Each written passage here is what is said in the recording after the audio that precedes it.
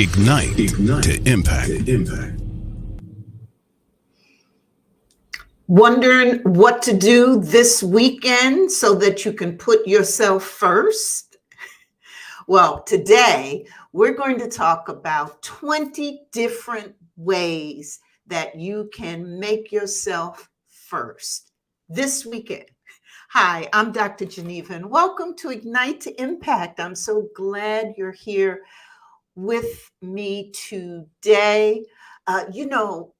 Making yourself a priority is one of the smartest moves that you can make. And really, it's easy if you're intentional, if you think about it. And making yourself a priority is important because it improves happiness and health and relationships and your overall well-being. So it makes sense to do it. But do we give self-care the attention that it really deserves that we should? And so I want you to feel empowered to give yourself permission to put yourself first and to live your best life. This is a subject I've talked a lot about, and you can visit me on these videos on YouTube, on LinkedIn here doing this live. You can go to my website at Dr. Geneva Speaks and I blog about it because I just think this topic of putting yourself first and how you really do self-care matters. And it matters to us, particularly as women who tend to always pour out and not always refresh and replenish ourselves. And if you want to hear more about that, visit the video that I did last time about drink while you pour to pick up tips and strategies on how you can continue to be, that everlasting, ever, always there, great person who gives and gives of herself and at the same time receive and give to yourself.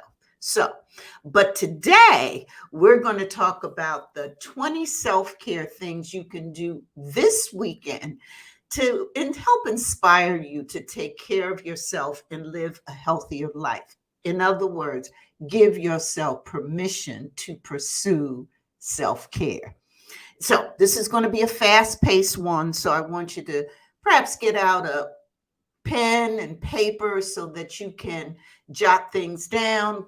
If you're watching me live, if you're watching on the replay, of course, you can play it over and over and over again. And so that's a good thing. Okay, let's get started. Number one, experiment with colors.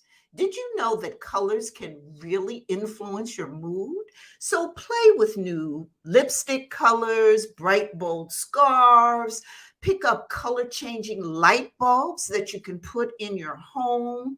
And don't forget them coloring books, because coloring books ain't just for kids. So get lost in one and have fun. Number two, spritz perfume on your wrist and around your neck and paint your toenails.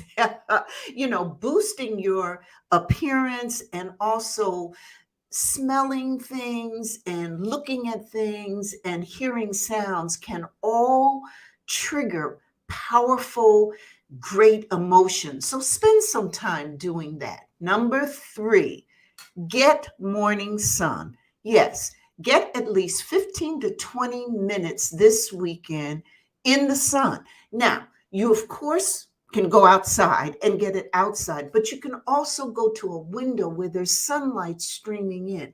Just make sure that you get some minutes of that sun so you can get that vitamin D and it'll perk up your mood. Number four, care for houseplants. Well, having a lot of houseplants is good because it's great for air quality. But also, there's this technique called earthing, that when we put our fingers in the earth and we, um, massage and work with plants, that it connects with us and it makes us feel better. It connects us with nature. And so, caring for your plants, the whole process of misting them and, trimming them and going around. I know some people who even name their plants. I'm one of them. And I had them all around, but you can get lost in that and do that on a Saturday or Sunday morning. Number 5, play calming music. Yes, when you put on those sounds, whether it's on your phone or you're playing some music on your um, what are those? The echo dots, whatever, to get that music going and just enjoying the calming music. And there are plenty of apps like Headspace and Calm where you just can go and get all the kind of calming music you ever want. Number 6, get lost in something.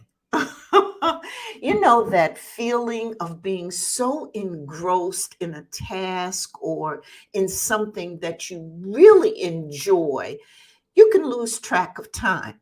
I know I love to take photos and I consider myself an amateur photographer. So when I get into taking shots or editing my photos, I really lose all track of time. And it doesn't matter what you do, as long as you enjoy it and it can absorb your attention, get lost in something. Number 7, clean just one thing. So you may say, as you're thinking about this weekend, oh, I have so much to clean. Don't do that. Just clean one thing. It might be something in your bedroom. It might be your desk. It may be a pantry, something in your pantry, or it might be a drawer. Whatever it is, just clean one thing. You'll feel so much better afterwards, and you'll feel like you've accomplished something. My favorite way to self-care over the weekend is to laugh. Just do that gut wrenching, gut belly down deep laugh about something where you just smile, because laughter is a great medicine.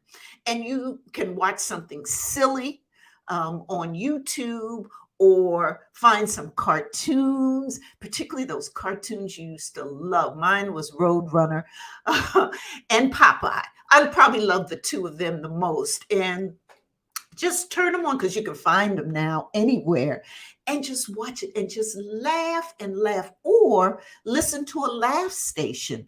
On now you can actually find stations that give you nothing but comedy and jokes and laughing, but just laugh. It's just so much fun to laugh. Number 9, zone out. Just take 15 minutes, just stop, maybe on a Saturday afternoon. Maybe you've spent most of the day just rushing around with doing errands.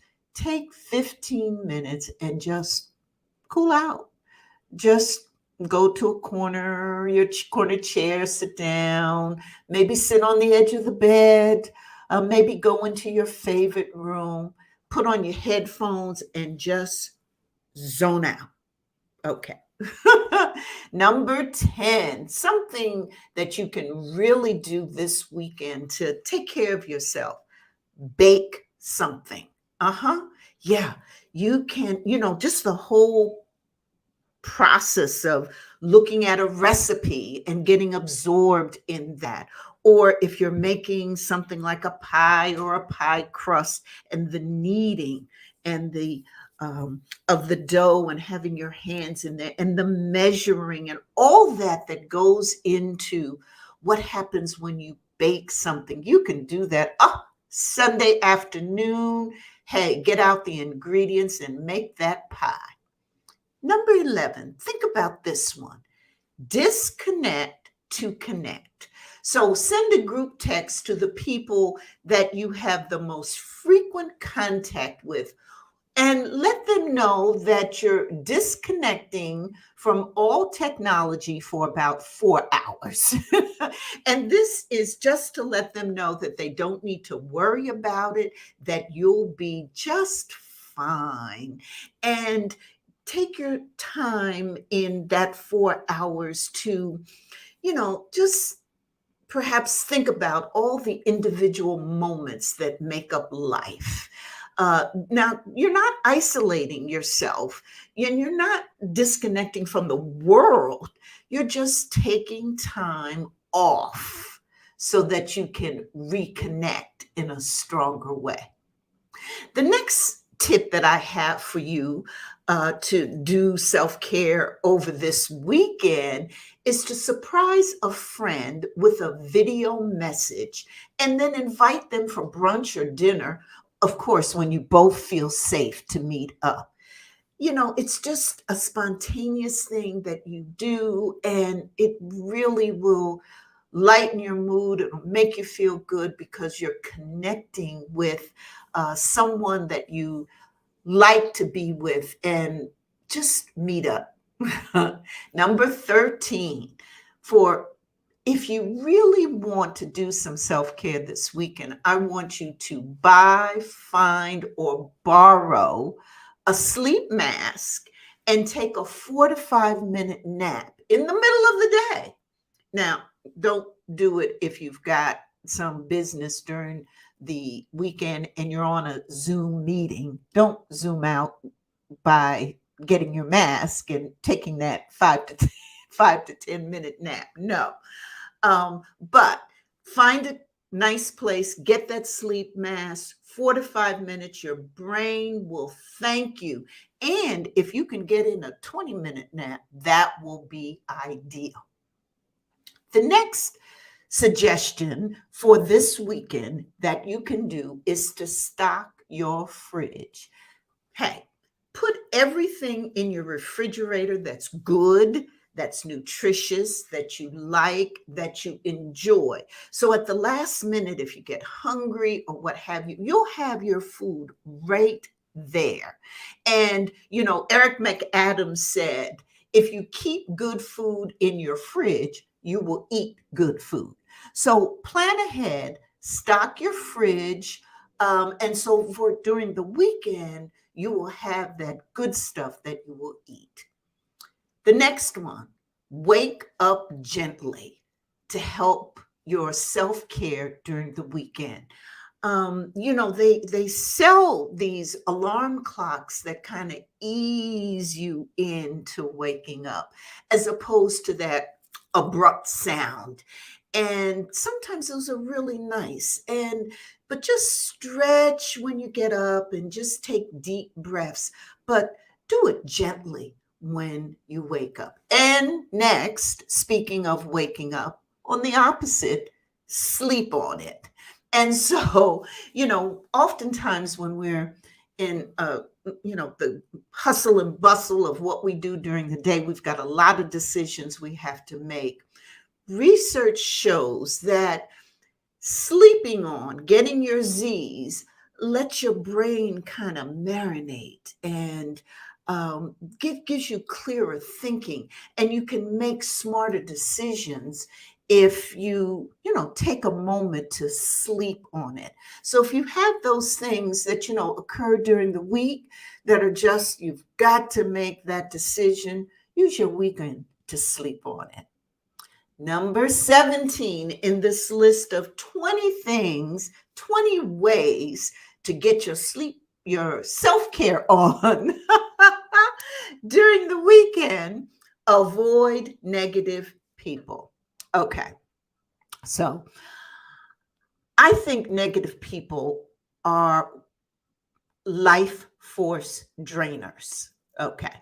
And so my friends who've known me through the years know this expression that I use about life force drainers. They're people who will just suck all the energy and all the force that you have within you out.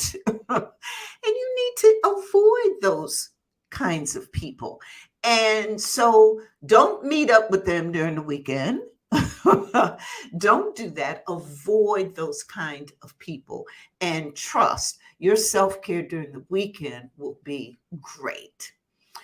The next thing I'd suggest for a self-care tip over the weekend is to pay it forward, to do something kind for someone else, or to say something nice to someone else. If you're in the grocery store or walking into some place, you can hold the door for someone, have a smile on your face, compliment someone you see with something they're wearing. It looks nice.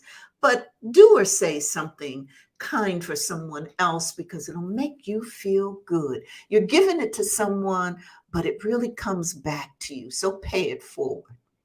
The next tip that I have for you is on this weekend, dance like crazy. Oh, yes. And dance like no one is watching. I remember my grandkids, one day I was doing this and they were visiting, they were over there, and I had gone to another room, my room, and I had the music on and I just started dancing. And I was dancing for 4, 5, 6 minutes. It was a whole song and I was just having a good time, and I was dancing like nobody was watching me. And then when I stopped and turned around, my grandkids were there videotaping me. So we had, but I had a good laugh. That was like double fun because I had fun dancing like I was crazy, and I had a good laugh with them. Even a few moments of moving your body can lift your spirits and make you feel good. And so number 20, my last on the list for things you can do this weekend to self-care for you is to buy yourself some flowers. No special occasion. You're just going grocery shopping, or you're out and about and you see some flowers. Buy yourself the flowers and get the ones that you love. I do this all the time. I love lilies, and I shop at Trader Joe's. And so every time I go into Trader Joe's, I'm getting me a bunch of lilies. What I like next is tulips. I'll pick me up a bunch of tulips. I will get something, some flowers. And it's just because it's a Tuesday, or it's just because it's me, or it's just because it's Sunday afternoon and I'm going to grocery shopping. No special reason. It's just because it's me.